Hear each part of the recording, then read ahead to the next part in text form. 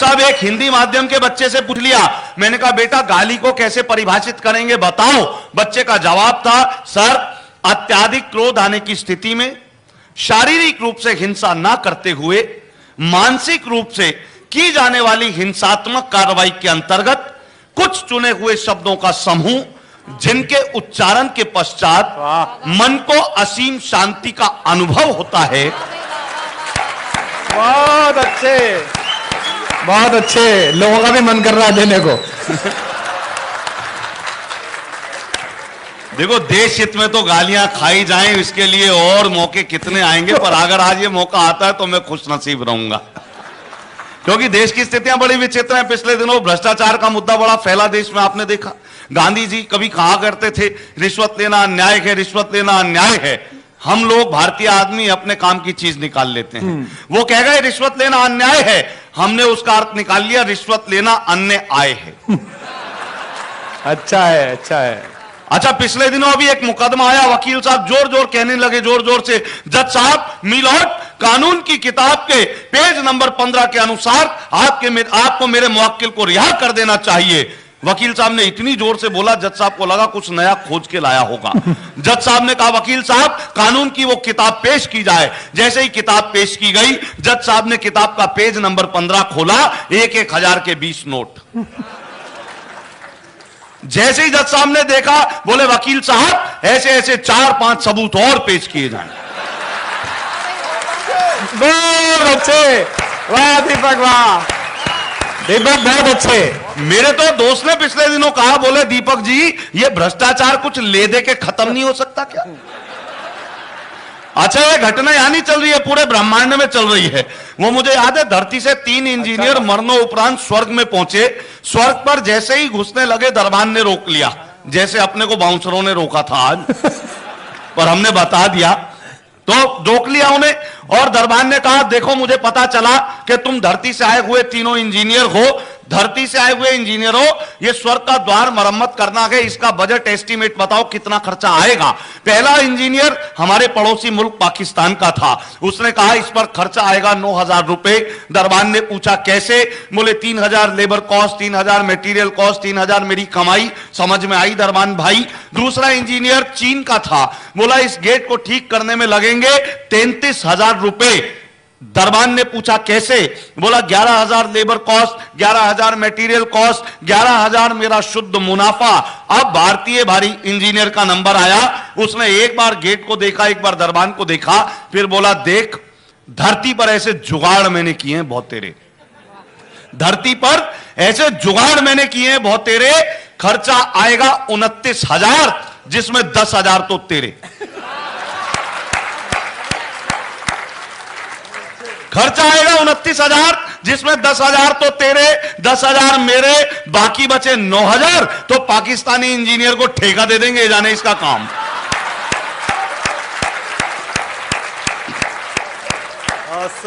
ये सारी स्थितियां, पर आइए समय सीमा का निर्वाह करता हूं कि एक कवि सम्मेलन में मैं कविता सुना रहा था। मैंने देखा अगली पंक्ति में बैठा श्रोता ताली नहीं बजा रहा था। मैंने उससे पूछा क्यों भाई साहब, आपको कविता में मजे नहीं आ रहे, आप ताली नहीं बजा रहे?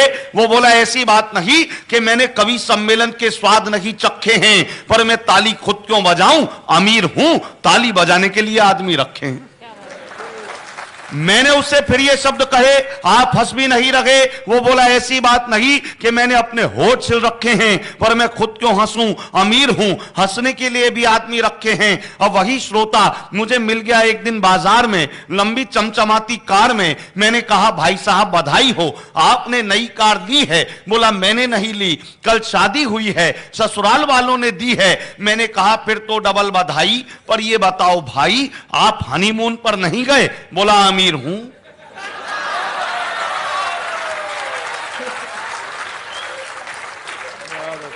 और ये बात मैंने इसलिए कही है, मेरा कहना सही है कि भौतिक सुख साधनों के चलते आदमी कोई काम खुद नहीं कर सकता। और एक कवि की तो ये हालत है, सुबह यमदूत लेने आए तो बोले आज कवि सम्मेलन है, आज नहीं मर सकता। लेकिन मैं चाहता हूं कि हम सभी अमीर हों। मैं चाहता हूं कि हम सभी अमीर हों, हमारे पास इंसानियत की दौलत हो, नयनों में संवेदना का नीर हो। और यकीन मानिए, जिस दिन अमीरी का एक्सप्रेस हाईवे गरीबी की पगडंडी से जुड़ जाएगा, यकीनन इस देश में खुशहाली का संकेत आएगा। बहुत अच्छे, बहुत अच्छे, बहुत अच्छे दीपक, वाह, बहुत अच्छे। और देश में तमाम स्थितियां हुई। अभी तो मुझे याद है, राजघाट के पास से गुजर रहा था मैं पिछले दिनों, 2 बजे की बात रात को, पुलिस वालों ने एक आदमी को पकड़ा हुआ था, उसे पीट रहे थे, वो कमजोर दिल का था। पुलिस वाले पूछ रहे थे, बता तू कौन है, बता तू कौन है। उसने हाथ जोड़े, माई बाप चोर हूं। बोले वो तो ठीक है, पर ये बता है कौन सी पार्टी का। पिछले दिनों एक नेता से पूछ लिया, मैंने कहा अगर कोई आपकी पार्टी छोड़ के किसी दूसरी पार्टी में ज्वाइन कर ले तो आप उसे क्या कहेंगे। बोला ऐसे व्यक्ति को तो गद्दार कहा जाएगा। मैंने कहा अगर कोई दूसरी पार्टी से आपकी पार्टी में आ जाए तो इसे तो हृदय परिवर्तन कहा जाएगा। बहुत सारी स्थितियां हो जाती हैं। अभी पिछले दिनों वो नाम चल रहा था हमारे पीएम का नोबेल पुरस्कार के लिए, तो एक दोस्त ने कहा, बोले अपने पीएम का नाम नोबेल पुरस्कार के लिए चल रहा था लेकिन उन्हें मिला क्यों नहीं। मैंने कहा यार, नोबेल पुरस्कार शांति के लिए मिलता, सन्नाटे के लिए नहीं। जिंदाबाद। और देश में इतनी इतनी स्थितियां हो रही हैं साहब, आप देखते हैं, मैं इशारों बात करता हूं। पहले जो हमारे यादव बंधु होते थे मिश्रा जी, वो गाय पालते थे। यादव बंधु गाय पालते थे, गाय दूध देती थी, चारा खाती थी, जो दूध निकलता था उससे मक्खन बनता था, और मनमोहन उस समय मक्खन खाया करते थे। दृश्य परिवर्तन हुआ। अब स्थितियां ये हो गई, यादव बंधु पहली बात तो गाय नहीं पालते, पालने तो गाय को चारा नहीं देते, खुद ही खा लेते। जिंदाबाद। अगली दूध कहां से दे, और दे भी दे, देती नहीं दूध, दूध नहीं देती तो मक्खन नहीं बनता। अब अगला भाई कोयला ना खाए तो क्या खाए। बहुत अच्छे दीपक, बहुत अच्छे। लेकिन यह भी उसका कौशल है कि गाय दूध नहीं देती फिर भी घर में डायरेक्ट राबड़ी लेके आता है। वो इसलिए क्योंकि वो भी आपका भक्त है, आपने ही कुछ गुड़ दिए होंगे। क्योंकि देखो, कई लोग कहते हैं डॉक्टर साहब ने प्यार पे पीएचडी, प्यार पे पीएचडी की। हमने भी इनसे गुड़ लिया, हमने पीएचडी करने वाली से ही प्यार कर लिया। अच्छा है। लोग कहते हैं ये प्यार के गीत लिखते हैं, प्यार के गीत लिखते हैं। मैं तो इन्हें गीतों का प्रेम चोपड़ा कहता हूं। लेकिन आइए, जुड़ता हूं, कोशिश करता हूं। पारिवारिक उत्सव है तो पारिवारिक संबंधित कुछ रचनाएं आपके बीच में देता हूं। अभी 22 तारीख आने वाली है, एक पर्व आ रहा है, वहीं से शुरू करता हूं कि करवा चौथ के दिन अपनी पत्नी का मन रखने के लिए मैंने भी व्रत रखा। सुबह से ना पानी पिया, ना खाने में कुछ चखा। शाम को जब घर आया, पत्नी से फरमाया, बता डार्लिंग ऐसा क्या करूं कि तेरी जिंदगी में ऐश हो जाए। पत्नी मुस्कुराते हुए बोली, कुछ ऐसा कर दो तुम्हारी जीवन बीमा पॉलिसी कैश हो जाए। अच्छा, जब कवि को लगा कि उसकी पत्नी के उसके बारे में ये विचार है तो उसने कैसे निपटाया कि एक कवि के घर डाका डालकर जब डकैत जाने लगे तो कवि की आंखों से आंसू आने लगे। उसने जाते हुए डकैतों को बुलाया, आवाज लगाकर बोला ये संदूक भी ले जाओ उठाकर। तभी एक डकैत बोला, यार आदमी अपना सामान खुद लुटवाए इतना तो अक्लमंद नहीं है। सच सच बता, इसमें तेरी बीवी तो बंद नहीं है। सच सच बता, इसमें तेरी बीवी तो बंद नहीं है। कवि बोला, डाकू भैया आपने खाम खाकी अपनी मूछें ऐठी हैं, अरे बीवी तो अलमारी में बंद है, इसमें तो सासू जी बैठी। तो कई बार होती है, मैं शब्दों का घालमेल बता रहा था कि वो कुछ कह के गए और हमने अपने काम की चीज निकाल ली। एक कविता सुनाता हूं, पूरे पारिवारिक दृश्य का आनंद लीजिए कि मैं कवि सम्मेलन में जाने को हो रहा था तैयार। कवि सम्मेलन में जाने को हो रहा था तैयार। मेरी पत्नी को जाना था बाजार। सकुचाती शर्माती मुझसे बोली, मुझे छोड़ दोगे क्या।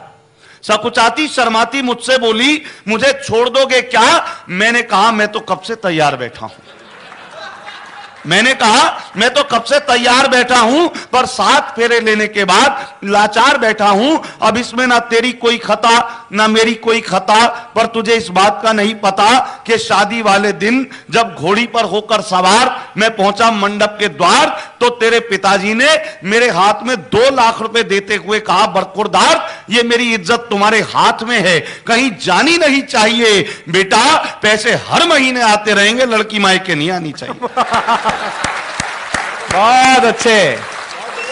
बहुत अच्छे दीपक। इतना सुनते ही मेरे फेरे तो पड़ गए, पर फेरे पड़ते ही ससुर जी अपनी बात से मुकर गए। पर मुझे इस बात का ना कोई दुख है ना कोई पछतावा, ना ही मैं पछता रहा हूं, बल्कि आज तक ईमानदारी से अपना धर्म निभा रहा हूं, क्योंकि मैं जानता हूं कि पैसा तो आना जाना है, पर घर में जो लक्ष्मी आई है वही मेरे लिए बहुमूल्य खजाना है, वही मेरे लिए बहुमूल्य खजाना है।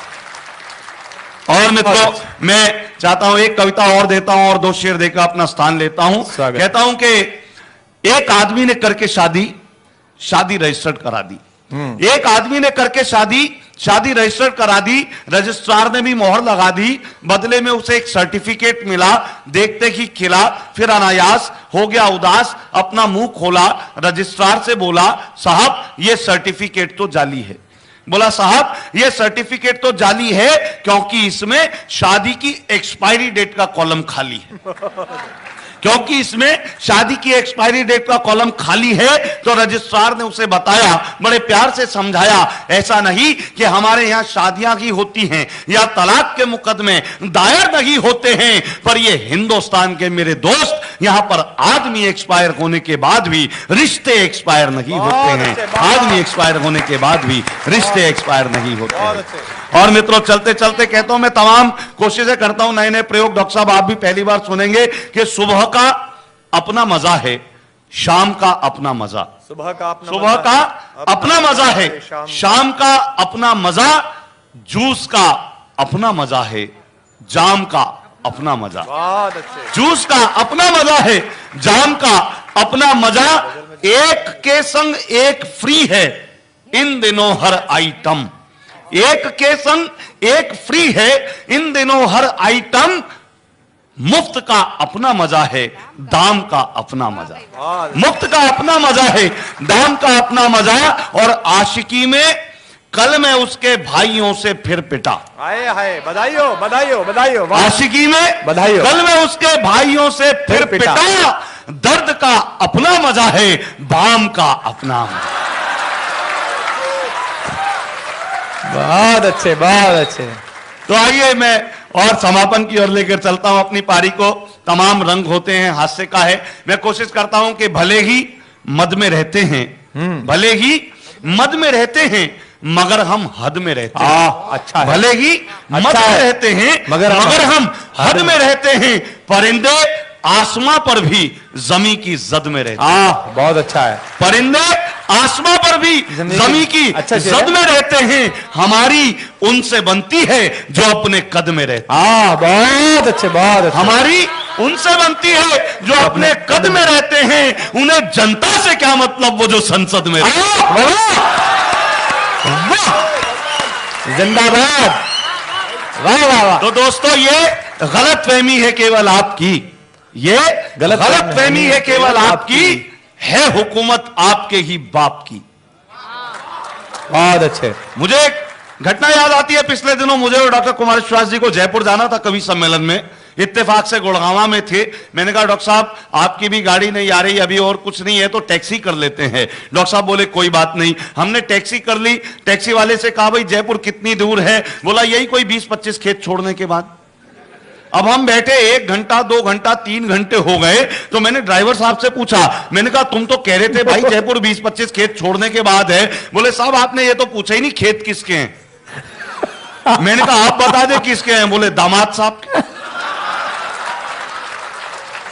बहुत अच्छे। तो ये गलतफहमी है केवल आपकी, ये गलतफहमी है केवल आपकी, है हुकूमत आपके ही बाप की। और जूतियां गिनकर नहीं पड़ती मियां। क्या अनुभव बोला है। वाह।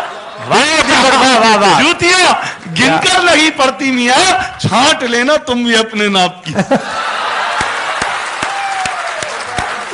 भाई क्या जिया हुआ शेर बोला है भाई, वाह वाह वाह। और दोस्तों कहता हूं, आइए चलते चलते फिर 3-4 शेर और आपको देता हूं। कहता हूं कि भले ही सियासत को कम जानते हैं, एक कवि को क्यों आना पड़ा, क्यों स्थितियां झेलनी, क्यों ये उपक्रम करने पर बाध्य होना पड़ा कि भले ही सियासत को कम जानते हैं मगर उनकी नीयत को हम जानते हैं।